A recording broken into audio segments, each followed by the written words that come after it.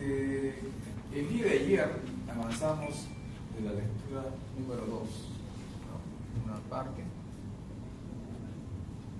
¿Y qué temas vimos? ¿Cuál es tu nombre? Iván. Iván, ¿qué puntos vimos ayer importantes que te hayan llamado la atención?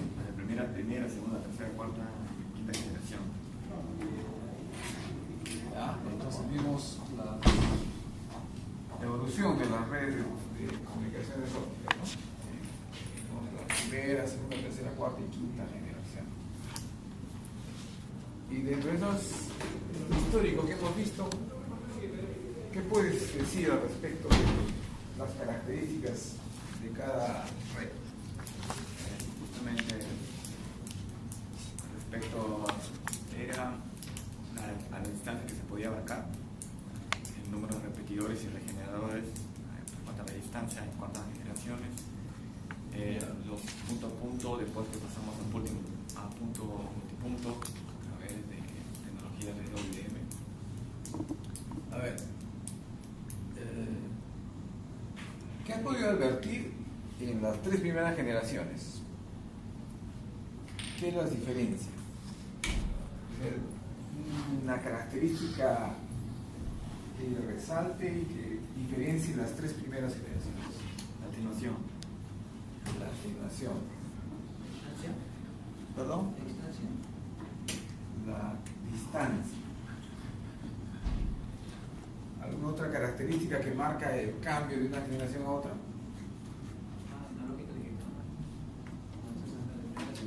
¿Ah? De primera a segunda cambia analógico. ¿Qué cambia? De analógico a digital. A ver, Oscar, ¿qué nos puedes decir? ¿Qué cambia de una generación a otra? La primera a la segunda generación. ¿Cuál es la característica más resaltante que nos puede indicar de que estamos en segunda generación, tercera generación, y de tercera generación a cuarta generación? ¿Qué cambio importante se da?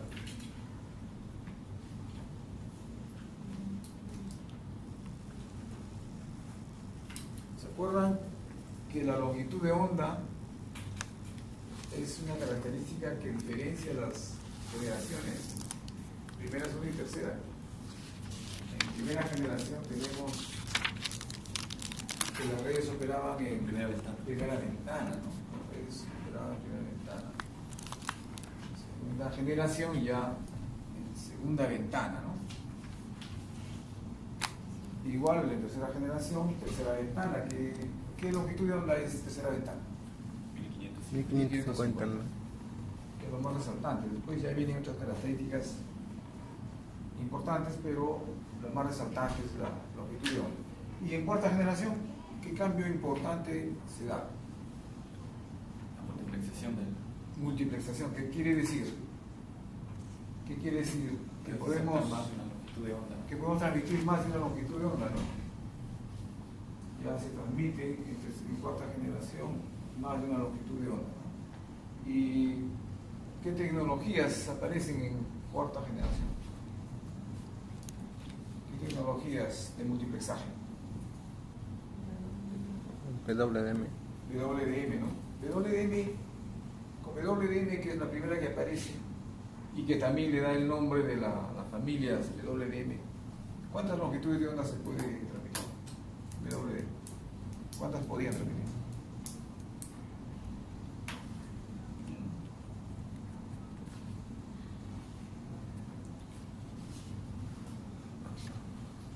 ¿Recuerdan cuántas longitudes de onda? WDM. WDM.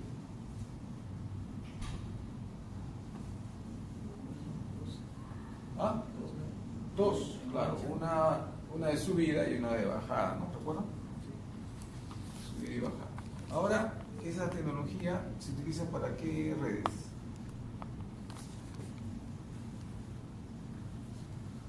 ¿Para qué redes se utiliza el WDM? No. El WDM se utiliza para la red de acceso, ¿no? Para la red de chipón, por ejemplo. red JPON que te permite transmitir y recibir en dos longitudes. Ok, entonces, ¿qué otra tecnología apareció luego de WDM? DWDM, utilizado ¿para qué casos? ¿Para qué se utiliza DWDM? ¿Qué tipo de redes? Metropolitanas. ¿Ah? Metropolitanas. Metropolitanas y también interurbanas y de larga distancia como fibra óptica submarina, ¿no? Para el transporte. Para transporte, ¿no? Ya no estamos hablando de red de acceso, sino red de transporte de larga distancia. ¿Y cuántas longitudes de onda se puede transmitir con DWDM? ¿Cuántas longitudes de onda? Más de 50. Más de 50, puede ser cientos. Cientos dependiendo de la separación. La separación de las longitudes de onda se define la cantidad de portadora que se puede transmitir. A estas longitudes de onda que se utilizan para las redes de transporte o redes de núcleo se denominan bandas coloreadas, ¿no? Aunque realmente no pertenecen al espectro visible, sino más bien al infrarrojo cercano, pero se les denomina bandas coloreadas porque son bandas normalizadas, ¿no? Bandas normalizadas. ¿Por qué son bandas normalizadas? Porque están dentro de las bandas definidas por la UIT. Por eso se denomina bandas normalizadas. Y se utilizan para la red de transporte, redes de núcleo. La red de acceso, las bandas de la red de acceso se denominan bandas grises. Bandas grises. Y son más anchas, mucho más anchas que las bandas de transporte, que son normalizadas, ¿no? Pertenecen a la red de acceso. Por ejemplo, una red, un lambda utilizado, una red SDH, una banda gris. La red H, los sistemas SDH utilizan bandas grises. Ya, ¿qué más vimos ayer? ¿Qué más vimos? ¿Recuerdan? Sobre la característica de la fibra óptica. Vimos características de la fibra óptica. Por ejemplo, Como propagación de la luz.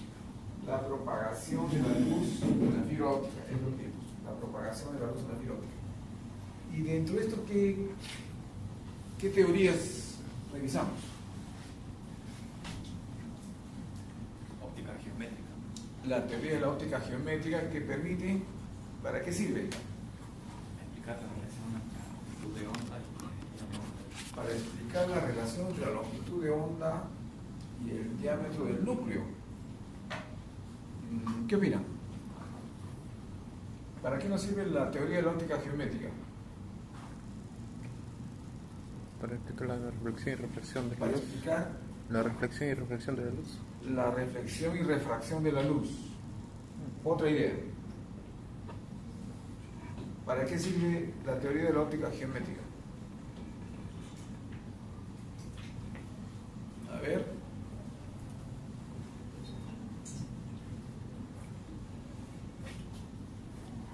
¿Qué nos dices, Cano? ¿Para qué sirve la teoría de la óptica geométrica? ¿Qué opinas? Tu opinión es importante.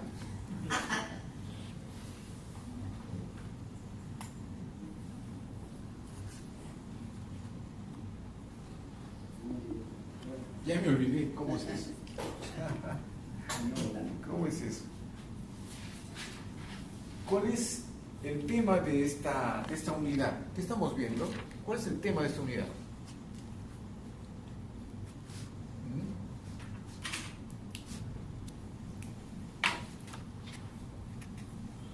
Fundamentos de la transmisión óptica, ¿no? Fundamentos de la transmisión óptica.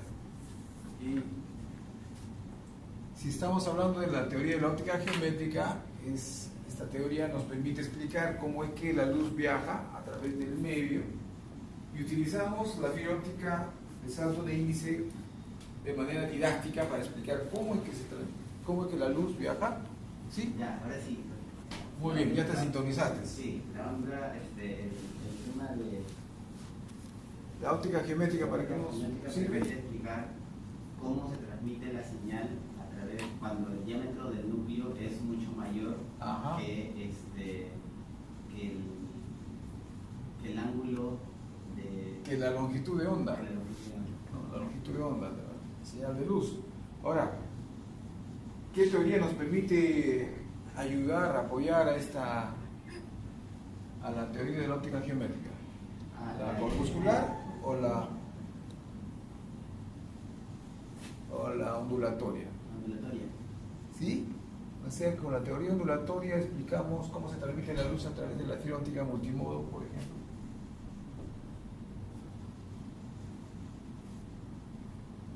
Si el diámetro es mucho mayor que la longitud de onda,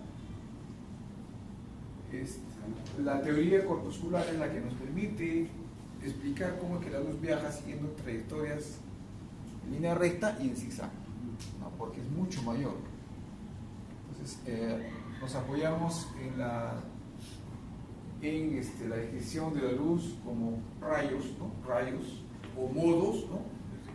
La fibra óptica multimodo quiere decir que viaja múltiples modos, quiere decir hacen múltiples trayectorias, ¿no? Estamos hablando de rayos de luz que viajan por la fibra óptica siguiendo múltiples trayectorias, denominadas modos. Y además nos permite explicar qué pasa en la frontera entre el núcleo y el revestimiento, qué sucede cuando un rayo de luz se refleja en la frontera, ¿no? ¿Qué sucede? ¿O qué puede suceder? Y hablamos sobre lo que es la reflexión y la refracción, ¿no? Son dos fenómenos que se dan y que nos permiten entender qué sucede en esa frontera. Ya, ¿qué hemos visto además? Hemos visto la reflexión, la refracción, y dentro de lo que es la refracción hemos visto los casos que hay, ¿no? ¿Qué casos hay en la refracción? Planteamos la refracción. ¿Qué casos hay? Las leyes de la refracción que dice, la primera ley dice el rayo incidente, el rayo reflejado y el rayo transmitido y la normal ocupan el mismo plano, ocupan un mismo plano. Después otra dice el índice de refracción de un medio multiplicado por el seno del ángulo de este medio es igual al índice de refracción del otro medio multiplicado por el seno del ángulo de este segundo medio. Esa es la ley de Snell, ¿no? La ley de Snell nos indica esto. Y dentro de esto se produce dos casos, ¿no? Dos casos. El primer caso que estudiamos es cuando el primer medio es menos denso que el segundo medio, ¿no? Como por ejemplo, cuando el rayo de luz pasa de un medio, como es el aire, hacia el agua, ¿no? Para el caso del tema que estamos viendo en el curso, cuando el rayo de luz pasa del aire hacia el núcleo, ¿no? El sílice. ¿Y qué pasa cuando sucede esto? El ángulo del rayo incidente, es mayor que el ángulo del rayo que se refracta, ¿no?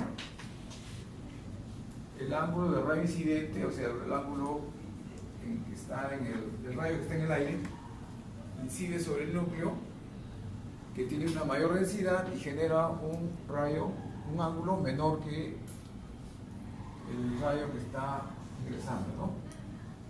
Y ¿qué sucede cuando este ángulo se hace 90 grados? ¿Qué sucede cuando el rayo de luz que se está pasando del aire hacia el núcleo se hace 90 grados? ¿Qué tenemos? ¿Qué sucede?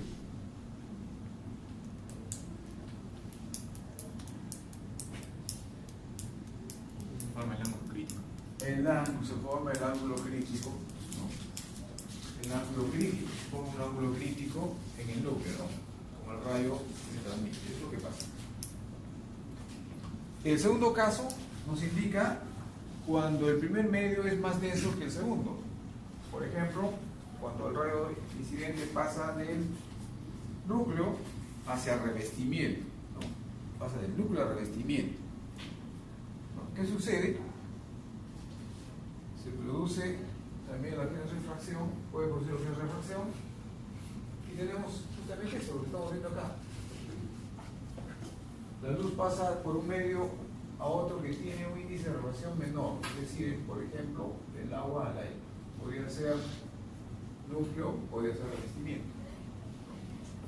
Entonces, sucede la ley de Snell en la frontera, ¿no? Entonces, sucede que el seno del ángulo incidente es igual a, el índice de refracción en el núcleo multiplicado por el seno del ángulo incidente es igual al índice de refracción del revestimiento por el seno del ángulo del rayo transmitido.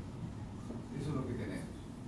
En este caso, cuando pasa de un medio más denso a uno menos denso, el rayo que se genera tiene un ángulo, en este caso, mayor. Entonces, sucede, como vamos a ver acá, que se va a producir un ángulo crítico. Se produce el ángulo crítico. Bajo esta condición, ¿no? El ángulo del rayo transmitido es mayor que el del rayo incidente.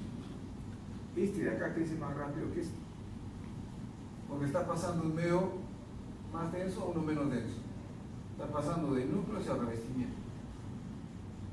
Cuando sucede esto, cuando este ángulo de rayo transmitido es 90 grados, se produce lo que viene a ser el ángulo crítico de la reflexión total. El ángulo crítico de la reflexión total. Es un caso muy especial, porque cuando se produce esta condición, no hay fuga de energía óptica hacia el segundo medio. Lo que está sucediendo es que no hay fuga de energía óptica que está en este medio hacia el segundo. Al producirse la reflexión total, no hay fuga. Se da un medio, se da un modo guiado, se denomina modo guiado. Hemos visto en el capítulo 1, de la lectura 1, hemos visto de los modos guiados. Entonces, a partir de este ángulo crítico, todos aquellos rayos que tengan un ángulo mayor, todos aquellos van a ser modos guiados. A partir de ese ángulo, ¿no? Es importante tener en cuenta esto porque entendiendo esto vamos a también entender cómo es que se genera el cono de aceptación, ¿no? Que define la cantidad de luz que puede aceptar la fibra, ¿no? O sea, si solamente todos estos rayos que están acá van a ser los que se van a transmitir, ahí se va a definir la cantidad de luz que se puede transmitir a través de la fibra. Bien, entonces está claro esto, ¿no? La reflexión total se produce cuando el ángulo del rayo transmitido es de 90 grados. Por lo tanto, se produce lo que se denomina modos guiados. No hay pérdida, no hay fuga. Bien, acá tenemos un ejemplo para el caso del agua y el aire, agua-aire. ¿Qué pasa cuando gradualmente se va incrementando el ángulo del rayo incidente? El ángulo del rayo transmitido también va creciendo con mayor rapidez, y cuando llega a 90 grados, el ángulo crítico de la reflexión total en el agua es de 48.8 grados. Ese es el caso del agua. Pregunta: el ángulo que se produce para el núcleo de la fibra será igual a este valor. El ángulo que se produce para el ángulo crítico de la reflexión total será igual en el núcleo de la fibra óptica. ¿Qué opinan ustedes? ¿Será igual o distinto?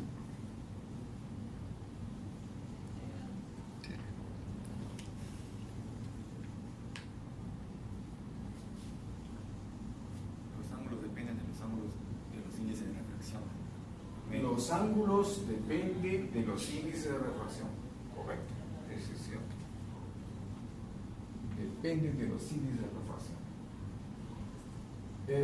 Según tu hipótesis, ¿qué ángulo, el ángulo que se produce en la fibra del núcleo de la fibra óptica será mayor, igual o menor que este? Depende del material, como le digo. Pero tú Ahora puedes estás analizar. Puedes analizar.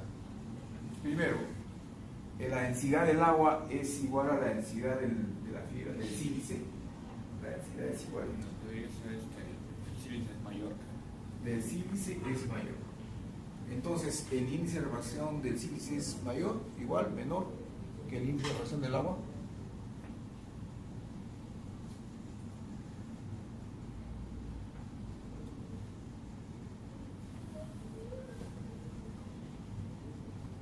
A ver, atrevámonos a pensar. ¿Qué opinas?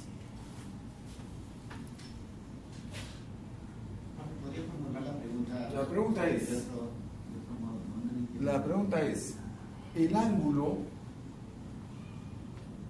crítico Ajá. que se produce en el núcleo de la fibra óptica versus el revestimiento es igual, menor o mayor que este ángulo que se produce en el agua con el aire. Esa es la pregunta. Tu compañero dice, es distinto porque el índice de refracción en el agua es diferente al índice de refracción en el núcleo.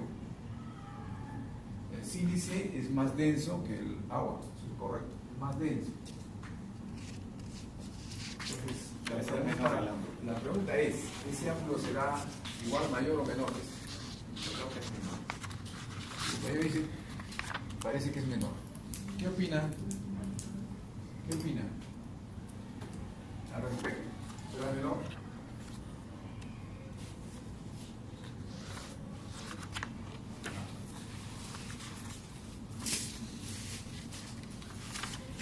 Ahora,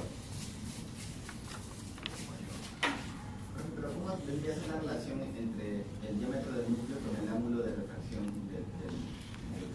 vamos a la ecuación anterior, ¿ya?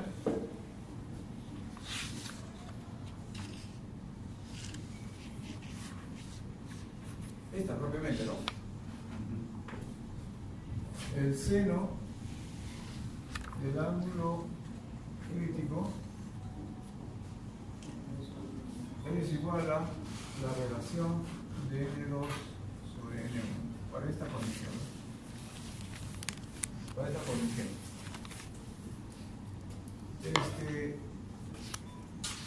En el agua, en el caso de agua, versus aire,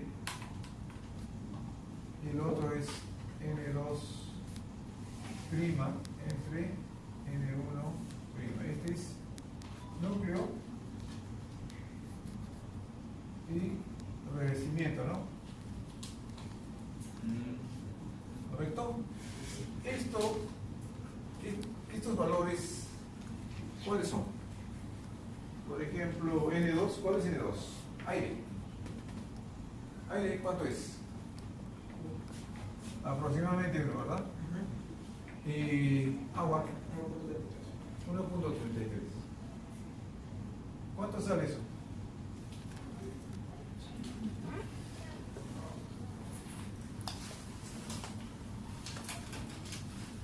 ¿Cuánto sale eso? Y luego le sacan el seno inverso. Con eso, 0.752, pues sí. Ya, sacan el seno inverso. ¿Y cuánto sale?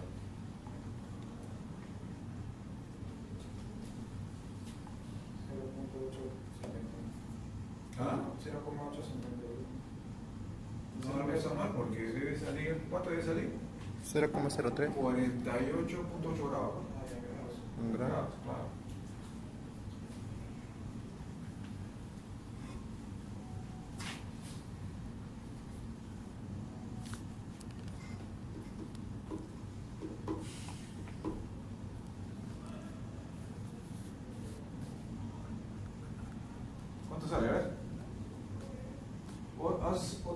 seno de 48.8.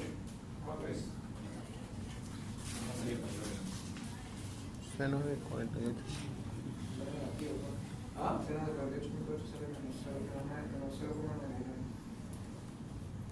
Ah, Está bien tu calculadora. sí, no sé. A ver, Ronald, ¿qué nos dice tu calculadora? Sí, menos 0.99. Seno de 48.8 grados. Entonces, ¿qué está sucediendo? Porque acá seno de 48.8, ve, ya salió. ¿Cero cuánto? 0,752. 48.8. Claro. 48 grados. ¿Cierto? Sí.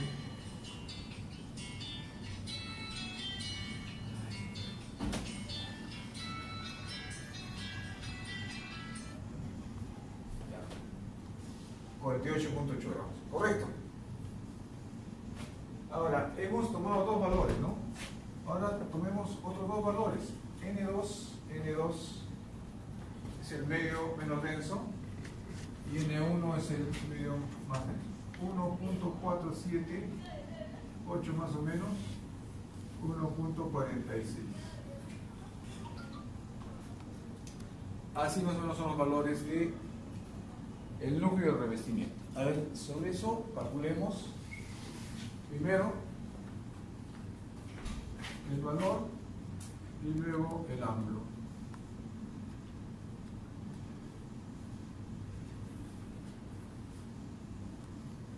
Y veamos si lo que propuso su compañero es correcto.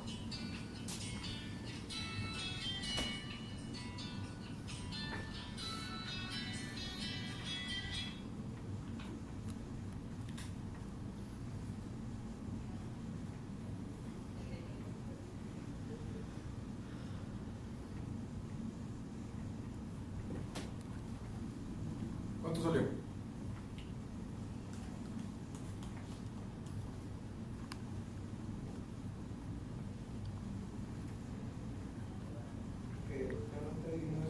Este. 0.98. 0.98. El ángulo.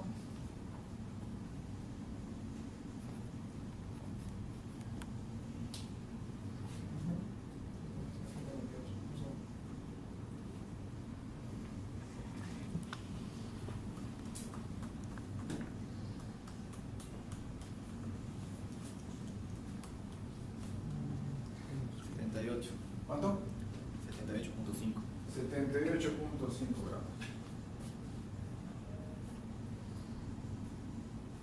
¿Cuánto? ¿Qué mencionaste que era mayor? Yo calculo al revés, profe. Al revés, ya. Bueno, ya salimos de la duda, ¿no? Más o menos la reflexión total se produce en este ángulo. O sea, a partir de 78.5 hasta 90 grados vamos a tener los modos guiados, ¿no? O sea, todas las trayectorias que se produzcan y que van a poder viajar en la fibra van a estar en ese rango de 78.5 grados a 90 grados. Ese es para la fibra óptica multimodo de salto de índice, ¿no? Estamos refiriéndonos a este tipo de fibra, ¿no?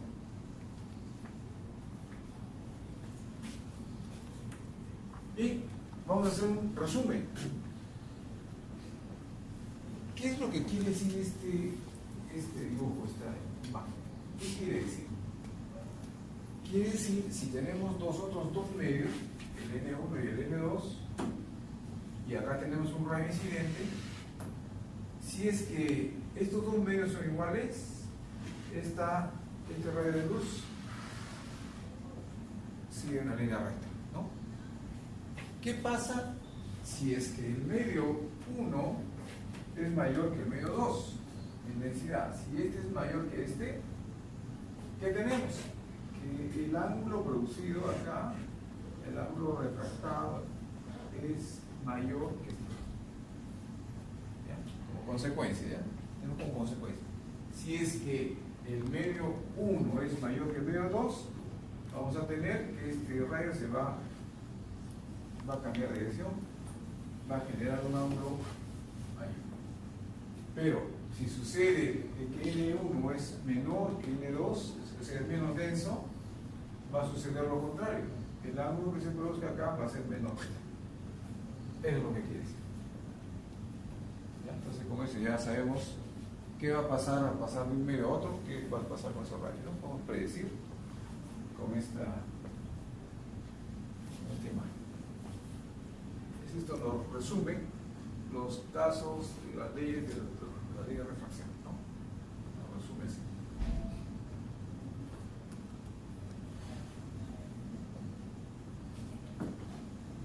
¿Alguna pregunta?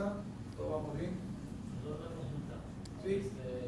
N2 igual a 1 es un valor. Si N1 es igual a N2, quiere decir que estamos en un mismo medio. Ah, ya, no, en el ejemplo que dio agua, aire, N2 es igual a 1. Claro, aire. Aire El N2 es el aire. Y el N1 es el agua. ¿Siempre es ese valor o El aire, siempre vale 1? claro, se aproxima al vacío, ¿no? Es muy próximo, es 0.99.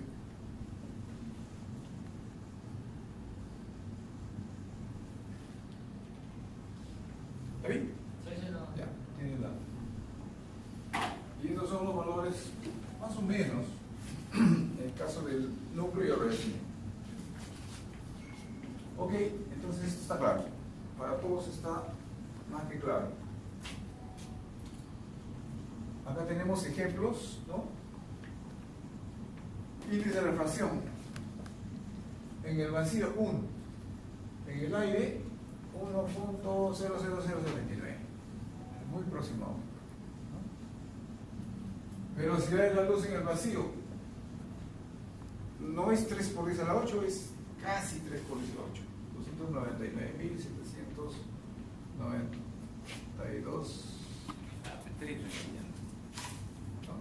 Muy cercano. Y en el aire, en el aire es también muy cercano. En el agua es 224 kilómetros por segundo. 224.000 kilómetros por segundo. 224.000 kilómetros por segundo. En el núcleo de la fibra, 1.47, ¿no? 1.47 está cercano a los 200.000 kilómetros por segundo. Este es en el revestimiento, fíjense en el revestimiento, 1.45, yo mencioné 1.46. Está en 206.000 kilómetros por segundo. En el cuarzo, y en el diamante es 124.000 kilómetros por segundo. Es el más denso, ¿no? El diamante es el más denso. Ya. Unos ejemplos tenemos acá. Determinar el ángulo crítico de la refracción cuando la luz pasa del aire al vidrio. ¿Cómo podríamos determinar el ángulo crítico? Por este mismo mecanismo, ¿no? Del aire al vidrio. Del aire al vidrio. Habría que poner, en vez de 1.33, ¿cuánto ponemos? ¿Cuánto es el vidrio? El vidrio es. El vidrio.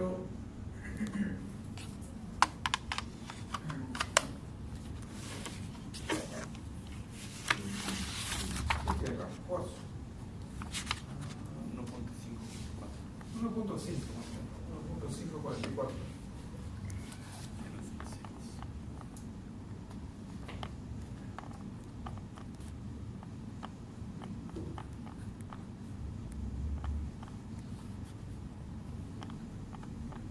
Aproximadamente 42 grados. 42 grados.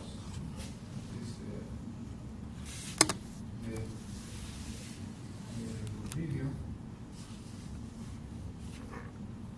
al aire.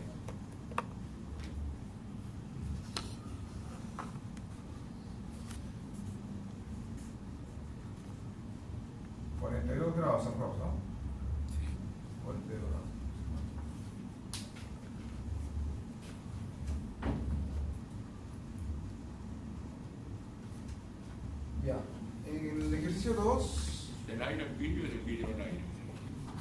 Del aire, del vidrio al aire, ¿no? Del vidrio al aire. Podría ser también al revés, ¿no? Yo creo que habría que invertir.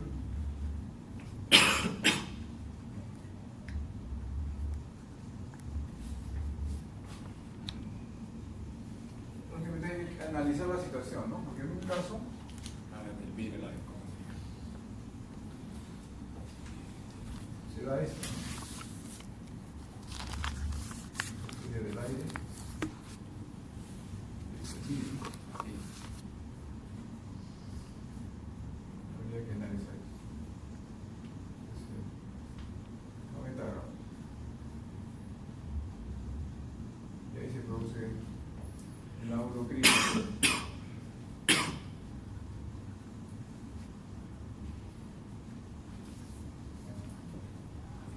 Pero en el otro caso es al revés. Entonces, Del vidrio al ese es aire. del aire al vidrio. El ejemplo es del vidrio al aire, ¿no? En este caso es del aire al vidrio. En este ejemplo es Del vidrio al aire, ¿cómo se vidrio llama? al aire. Vidrio al aire. Sí, en ese caso, El vidrio sería, ¿cuánto es el vidrio? Es 1.5.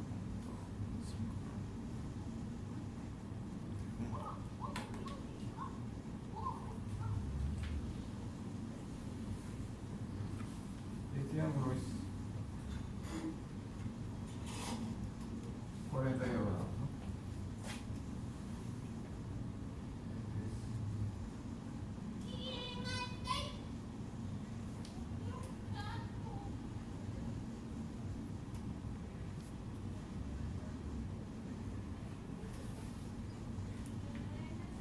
La reflexión total, ese ángulo sería 42 grados, en el caso del vidrio al aire. En el otro caso, en el anterior, sería otro ángulo, ¿no? Sería que terminar con la mismo mecanismo. Ya, una pregunta.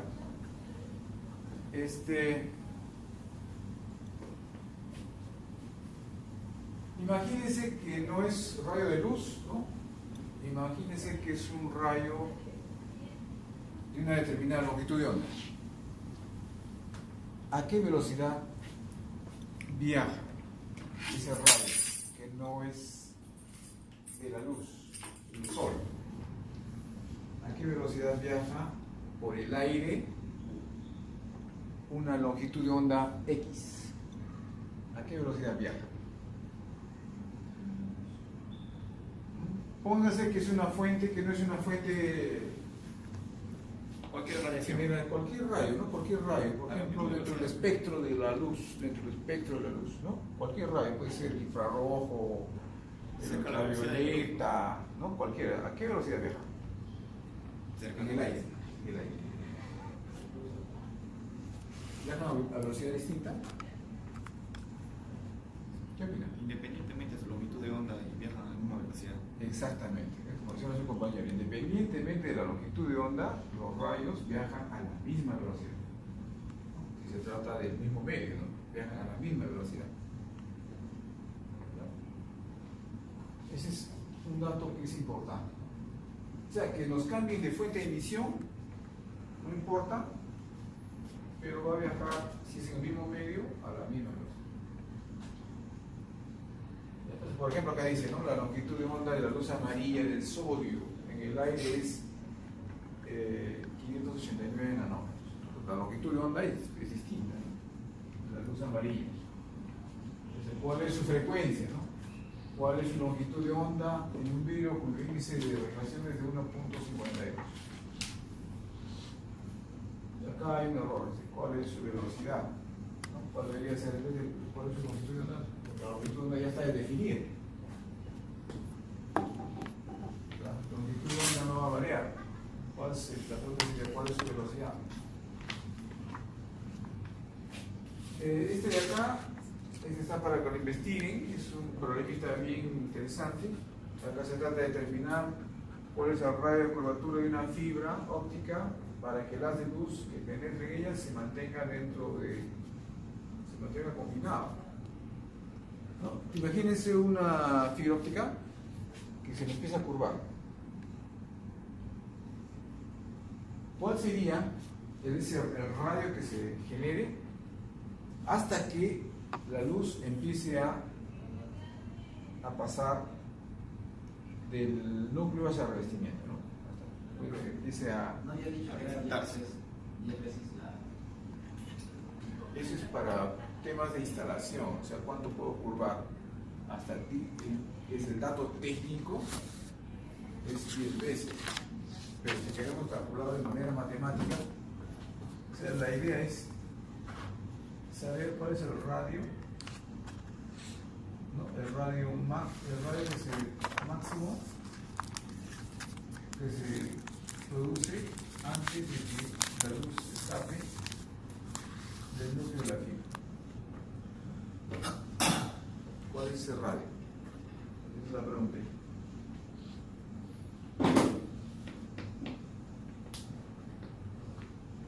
Hasta que la luz se mantenga confinada. Bien, entonces ya hemos enfocado el tema relacionado a lo que es la transmisión, el ángulo crítico de la reflexión total, ¿no? Es el punto central, determinar el ángulo crítico de la reflexión total a partir de la ley de Snell. Ahora vamos a hablar acerca del espectro electromagnético y con ello hablaremos de las bandas. Como hemos mencionado anteriormente, las comunicaciones ópticas están ubicadas ¿en qué parte del espectro? En la radiación visible, ¿no? En el espectro visible o en el espectro del infrarrojo cercano. ¿En cuál? ¿Cuál, profe? Las transmisiones de las comunicaciones ópticas en el infrarrojo cercano. Infrarrojo cercano justamente es este espacio, ¿no? Se puede visualizar acá. Desde 850 hasta más o menos 1650.